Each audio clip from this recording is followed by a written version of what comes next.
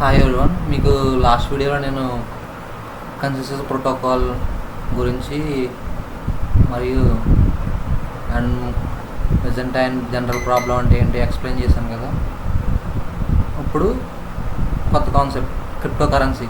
What is cryptocurrency, అసలు ఎక్కడ start అయింది దాని గురించి చెప్తుంది మీకు. క్రిప్టో కరెన్సీ ఎప్పుడు స్టార్ట్ అయిందంటే ఇట్ స్టార్ట్స్ ఎట్ ద 2008. ఇందులో స్పెల్లింగ్ మిస్టేక్స్ ఉంటాయి, వాటిని పట్టించుకోకుండా నేను రఫ్గా నోట్స్ రాసుకున్నది. At that time US economy was very bad. ఆ టైంలో ఏంటంటే యూఎస్ ఎకానమీ ఏంటంటే చాలా డౌన్ఫాల్ చూసింది అనమాట. Nearly 9 million jobs were gone and 1.8 million small business are close at that time. ఆ టైంలో ఏంటంటే నియర్గా 9 million జాబ్స్ అనేది పోయినాయి అనమాట ఎంప్లాయీస్కి, and 1.8 million small business also close అయిపోయినాయి అనమాట. ఎంప్లాయ్మెంట్ లేదంటే అక్కడ బిజినెస్ కూడా ఉండవు కదా, క్లోజ్ అయ్యాయి at that time. Not only this Wall Street of USA stock market also affected and it's in knees down position. అంటే యూఎస్ఏ స్టాక్ మార్కెట్ కూడా డౌన్ అయిపోయింది అనమాట, అంటే పడిపోయింది నీస్ డౌన్ పొజిషన్లో కిందకి. During this period USA Lehman Brothers bank also closed. ఈ టైంలోనే యూఎస్ఏ లెహ్మాన్ బ్రదర్స్ అని ఒక బ్యాంక్ ఉంటుంది, అది కూడా క్లోజ్ అయిపోయింది అనమాట, అంటే బ్యాంక్ రప్ట్ అయింది. అంటే వచ్చేసి ఈ పిక్ చూడండి, ఇందులో 2008 ఆ టైంలోది వాళ్ళు ప్రొటెక్ట్ చేస్తున్నారు, ప్రొటెక్ట్ ఏంటి గవర్నమెంట్ ఎదురుగా నినాదాలు చేస్తున్నారు అనమాట. Sorry, above some proof of that situation. ఆ సిచ్యువేషన్ ఎక్స్ప్లెయిన్ చేయడానికి పిక్ అనమాట. ఆ టైంలో ఏం జరిగింది, people are protesting against US government and banks because the people are lost their money and funds. ఆ బ్యాంక్లో బ్యాంక్ రప్ట్ అవ్వడం అంటే బ్యాంక్స్ తీసేయడం వల్ల సడన్గా వాళ్ళలో ఉన్న బ్యాంక్స్లో ఉన్న అమౌంట్ వాళ్ళు కోల్పోయారు అనమాట. అందువల్ల ప్రొటెస్ట్ చేస్తున్నారు గవర్నమెంట్ అయితే కదా. They have no money to buy anything at that time. So వాళ్ళ దగ్గర ఏ డబ్బులు ఏం కొనకూడదు. వై దిస్ హ్యాపెండ్, అసలు ఇలా జరగడానికి కారణం ఏంటి? Foolishness of banks. బ్యాంక్స్ యొక్క గ్రీడీనెస్ అంటే ఫూలిష్నెస్ అనమాట. It's leads to worst situation to the USA economy. So ఆ బ్యాంక్స్ యొక్క ఫూలిష్నెస్ వల్ల ఈ సిచ్యువేషన్ అప్పుడు యూఎస్ఏ ఎకానమీకి ఎఫెక్ట్ అయింది. Not only this US government also supporting the foolishness of banks. So బ్యాంక్స్తో పాటు గవర్నమెంట్ కూడా అప్పుడు వాళ్ళని సపోర్ట్ చేసేది అనమాట ఈ ఫూలిష్నెస్కి. ఆ ఫూలిష్నెస్ ఏంటో మీకు చెప్తాను. Banks are lending money and gaining interest on that money, but bank giving money to the people who have capable to repay money back, right? But here banks given money to the people who are not have capable to repay the money back because of banks greedy is the reason. ఇప్పుడు banks ఏం చేస్తాయి, మనకి ఇంట్రెస్ట్కి మనకి అమౌంట్కి loan ఇస్తాయి కదా, same అట్లాగే ఇప్పుడు ఎవరికి ఇస్తే వాళ్ళు ఎవరైతే రీపే చేయగలుగుతారో ఇప్పుడు అసెట్స్ని అవిని వాళ్ళు బారోగా పెట్టుకుని లోన్ ఇస్తారు కదా.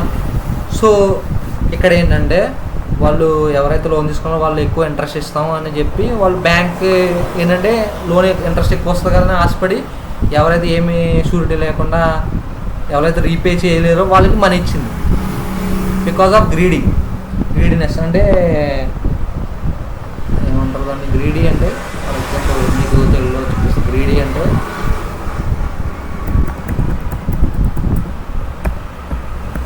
అత్యాస, దురాస అనమాట. ఇంట్రెస్ట్ వస్తుంది దురాసతోటి ఏంటంటే greedy is the reason for the bankrupt. వాళ్ళకి లోన్లు ఇచ్చారు.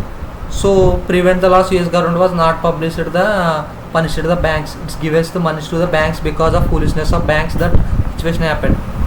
ఇప్పుడు గవర్నమెంట్ ఏం చేయాలి, ఎట్లా ఎందుకు చేశారని బ్యాంక్స్ని అడగాలి. అట్లా కాకుండా ఆ బ్యాంక్స్కి మనీ ఇచ్చేది అనమాట. సో ఇలా ఇచ్చి వాళ్ళు చేసినా కానీ ఇలా ఇవ్వడం వల్ల ఏమవుతుంది, వాళ్ళు మళ్ళీ అదే మిస్టేక్ చేస్తారు.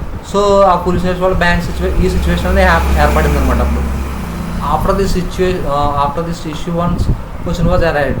అంటే ఈ సిచ్యువేషన్ వచ్చిన తర్వాత ఒక క్వశ్చన్ అనేది అందరిలో వచ్చింది, ట్రస్ట్ అనమాట.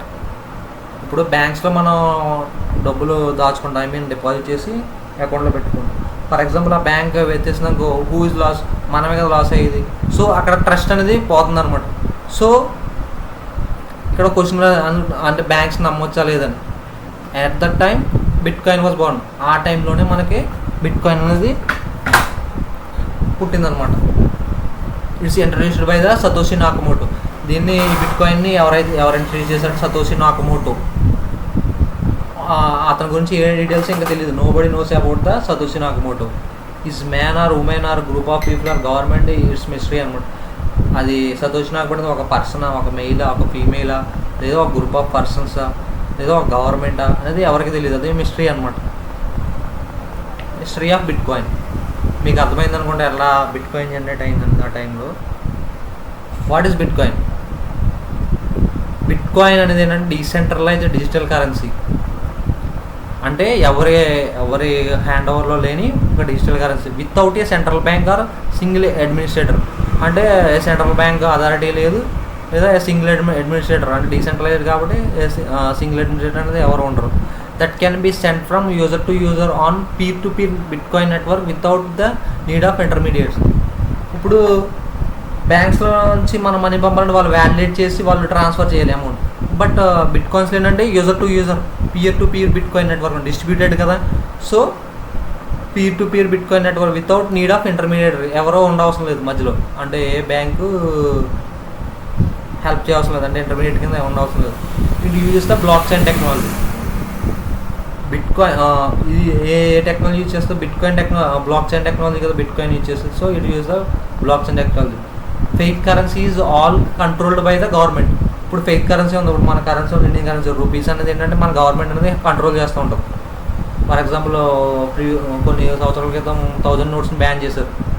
సో తర్వాత 2000 నోట్స్ తీసుకొచ్చారు. తర్వాత వాటిని బ్యాన్ చేశారు. అంటే వాటి కంట్రోలబిలిటీ అనేది ఎవరి చేతిలో ఉంది? గవర్నమెంట్ చేతిలో ఉంది. So coming to the bit coin, it's runs on the mathematics only. ఈ బిట్ కాయిన్ అనేది ఏంటంటే మ్యాథమెటిక్స్ మీద రన్ అవుతుంది అనమాట. యాషెస్ అని చెప్పాను కదా, యాషెస్ జనరేట్ అవుతాయి. So no centralisation, only decentralisation. ఇక్కడ సెంట్రలైజేషన్ అనేది ఉండదు, ఓన్లీ డీసెంట్రలైజేషన్. ట్రస్ట్. ఇప్పుడు మనీ ఉందనుకో పీపుల్స్ మీద, అంటే ఫర్ ఎగ్జాంపుల్ గవర్నమెంట్ యాన్యువల్. అదే బిట్ కాయిన్ అంటే మాత్రం మ్యాథమెటిక్స్ మీద డిపెండ్ అయి ఉంటుంది అనమాట. Ecosystem of bitcoin ecosystem ఎట్లా ఉంటుందంటే miner, node, large mines, mining pool. ఇది బిట్ కాయిన్ ఎకో సిస్టమ్ అనమాట. మైనర్ గురించి తెలుసు మీకు. నోడ్ అవ్వచ్చు, లేదా పీర్ టు పీర్ నెట్వర్క్ అవ్వచ్చు. లార్జ్ మైన్స్ అనమాట. మైన్స్ అంటే బిట్ కాయిన్ జనరేట్ చేస్తూ ఉంటారు, అంటే మైన్ చేయడం వల్ల, అంటే మ్యాథమెటికల్ ప్రాబ్లమ్స్ సాల్వ్ చేసి లార్జ్ మైన్స్ ఉంటాయి అనమాట. మైనింగ్ పూల్ అంటే గ్రూప్ ఆఫ్ మైనర్స్ కలిపి మైనింగ్ పూల్ అంటారు. Miners, node, large mines, mining pool. ఇప్పుడు blockchain versus coin. Blockchain ఏంటనేది ఒక టెక్నాలజీ అనమాట. ఇప్పుడు క్లియర్గా ఉంది, blockchain versus coin. But protocol అనేది ఏంటంటే వేవ్స్, బిట్ కాయిన్, ఎథీరియం. అంటే ఇవన్నీ ఒక on type. Waves, bitcoin, Ethereum ఇంకా ఉంటాయి. బిఎన్బి అని ఇంకా డిఫరెంట్ కాయిన్స్ ఉంటాయి. అవన్నీ ప్రోటోకాల్స్ అనమాట. They have some set of rules. ఆ రూల్స్ బట్టి వర్క్ అవుతూ ఉంటాయి. బిట్ కాయిన్ కూడా అంతే. కానీ ఇక్కడ వీళ్ళు వాడుకునేది ఏంటంటే బ్లాక్ చైన్ టెక్నాలజీ బేస్ చేసుకుని వాటిని డెవలప్ చేశారనమాట. అందువల్ల blockchain is the technology, protocol or coin or the bitcoin, Ethereum or waves, all are protocols. దీని protocols are uses blockchain technology for survey or based. ఇవేంటంటే ఈ blockchain technology use చేసుకుని survey అవుతాయి, అంటే develop చేశారు దాని మీద. Bitcoin monetary policy అనమాట. Event launch of bitcoin ఎప్పుడు 3rd June 2009లో లాంచ్ అయింది. 0 బ్లాక్ 50 new XBT రివార్డ్ అనమాట. అది first halving 28 November 2012 block number. ఇది 25 new. అంటే స్టార్టింగ్లో మైన్ చేసేటప్పుడు ఏంటంటే 50 ఒక బ్లాక్ హిట్ అయింది అనుకో, 50 బిట్ కాయిన్స్ అని గిఫ్ట్ కింద వచ్చాయి అనమాట. ఐ మీన్ మైనర్ కింద. తర్వాత హాల్వింగ్ అంటే సగం అవుద్ది అనమాట. 50లో సగం ఎంత అవుతుంది? 25. సెకండ్ హాల్వింగ్ ఎప్పుడు జరిగింది? 9 July 2016లో జరిగింది. అప్పుడు 12.5 వచ్చింది. థర్డ్ హాల్వింగ్ 11 May 2020 6.25 వచ్చింది. ఫోర్త్ హాల్వింగ్ ఎక్స్పెక్టెడ్ 2024, మొన్న 2024లో అయింది 3.125. ఫిఫ్త్ హాల్వింగ్ ఎక్స్పెక్టెడ్ 2028లో ఏంటంటే 1.56 అనమాట. మ్యాక్సిమం సప్లై రీచ్ అవుద్ది ఎక్స్పెక్టెడ్ 2140లో ఏంటి అవుతుంది? 0 new. అప్పుడు రివార్డ్స్ ఏం రావు, ఓన్లీ ట్రాన్సాక్షన్ ఫీజెస్ అనమాట. అప్పుడు బిట్ కాయిన్ ద హాల్వింగ్ అనమాట. హాల్వింగ్ అంటే ఏంటంటే తగ్గడం, మైనింగ్ చేసేటప్పుడు బిట్ కాయిన్ జనరేషన్ అనేది ఇయర్లీ తగ్గిపోతూ ఉంటుంది అనమాట reward. Bitcoin doesn't have any traditional monetary policy. బిట్ కాయిన్కి ఏ ట్రెడిషనల్ మానిటరీ పాలసీ లేదు. As it is not issued అని regulated by the central bank. ఎందుకంటే ఏ సెంట్రల్ బ్యాంక్ తోటి ఏ బ్యాంక్స్ తోటి రెగ్యులేట్ చేయబడతలేదు. Instead of it's monetary policy is defined by any algorithm that limits the total supply to the 21 million. It's monetary policy defined by అనే algorithm. ఈ monetary policy అంటే విధి విధానాలు అంటారు కదా, అవన్నీ ఒక ఆల్గారిథం మీద బేస్ అయి ఉంటాయి. ఆ ఆల్గారిథం ఏంటంటే లిమిట్స్ ద టోటల్ సప్లై ఉంటాయని 21 million అనమాట. 21 million టోటల్ సప్లై అనమాట bitcoins are and halves the block reward every 210,000 blocks అనమాట. 210,000 బ్లాక్స్ జనరేట్ అయిన తర్వాత 3 years పడుతుంది అప్రాక్సిమేట్లీ. తర్వాత ఎవ్రీ 3 yearsకి హాల్వింగ్ జరుగుతుంది అనమాట. ఎప్పుడైతే 210,000 బ్లాక్స్ జనరేట్ అయిన తర్వాత, విచ్ రఫ్లీ correspond to every 4 years, 3 to 4 years పడుతుంది. This fixed supply and halving mechanism helps to control the inflation by the ensuring that supply of bitcoin doesn't increase the indefinitely. ఈ fixed supply ఉండడం వల్ల ఏమవుతుందంటే halving mechanism కూడా ఏం చేద్దంటే reward తగ్గుతుంది. ఏంటంటే వాటి మీద డిమాండ్ ఎక్కువ అవుతుంది కదా, సో ఇన్ఫ్లేషన్ కంట్రోల్లో అవుతుంది. However this also means that bitcoin lacks the ability to respond flexibility to economic shocks and smooth the business cycles which are functions typically performed by central banks through monetary policy. ఈ bitcoin ఏంటంటే flexibility అంటే ఏ విధంగా అయినా economic shocks అంటే increase అవ్వడం, స్మూత్గా business cycles అంటే సడన్గా డ్రాప్ అయ్యేది ఉండకుండా ఇంక్రీజ్ అవుతూనే ఉంటుంది వాల్యూ అనమాట. Which are functions typically performed by central banks through the monetary policy. ఎలా అంటే సేమ్ లైక్ బ్యాంక్ పాలసీస్ లాగా అనమాట. వాటి స్టాక్స్ పెరుగుతూ ఉంటాయి అంటారు కదా, సిమిలర్గా. Central banks are concerned that if cryptocurrency like Bitcoin were to become dominant forms of global payments, they could limit an ability of the central banks, particularly those smaller countries, to set monetary policy through the control of the money supply. Moreover, the rise of the cryptocurrencies has rekindled debates about the future role of the central banks and effectiveness of the monetary policy in the world, where state-supported currencies and central bank money face competition from the decentralised digital assets. ఇప్పుడు ఇవి పెరుగుతూ ఉన్నాయి అనుకోండి, ఈ digital assets, monetary policies ఉన్నాయి, ఈ banks ఉన్నాయి కదా, కాంపిటీషన్ అనేది ఫేస్ చేస్తూ ఉంటాయి. అంటే ఫేక్ కరెన్సీ కాకుండా అందరూ డిజిటల్ కరెన్సీ మీద యూజ్ చేయడం స్టార్ట్ చేస్తారు కదా, చిన్న కంట్రీస్ అని మొత్తం ఓవరాల్గా అన్నీ. So in response to those challenges some governments or central banks are exploring the issuance of their own digital currency. So కొన్ని గవర్నమెంట్స్ ఏం చేస్తున్నాయంటే దీన్ని అర్థం చేసుకుని వాళ్ళు డిజిటల్ కరెన్సీస్ కూడా స్టార్ట్ చేస్తున్నారు to maintain the control over the monetary policy of financial stability. ఏంటంటే మానిటరీ పాలసీని ఫైనాన్షియల్గా స్టెబిలిటీగా ఉండడానికి. Why bit coin supply is limited? If supply is more than demand is less. Supply ఎక్కువ ఉందనుకోండి, డిమాండ్ అనేది ఇప్పుడు తక్కువ ఉంటుంది. If supply is limited, demand is increasing. ఇప్పుడు ఒక సర్టెన్ సప్లై ఉందనుకోండి, అక్కడ వరకు అనుకుంటే దాన్ని వాల్యూ అనేది పెరుగుతూ ఉంటుంది అనమాట. Like gold and silver value increase due it supply or availability, like silver లాగా. It will explain with the example. ఒక ఎగ్జాంపుల్తో చెప్తాను మీకు. జింబాబ్వే ఉంది కదా, జింబాబ్వే ఏం చేసిందంటే they printed the $1 trillion note అనమాట. $1 trillion నోటు ప్రింట్ చేసి వాళ్ళకి ప్రజలందరికీ పంచిపెట్టేసింది అనమాట. Equal then Zimbabwe economy was collapsed.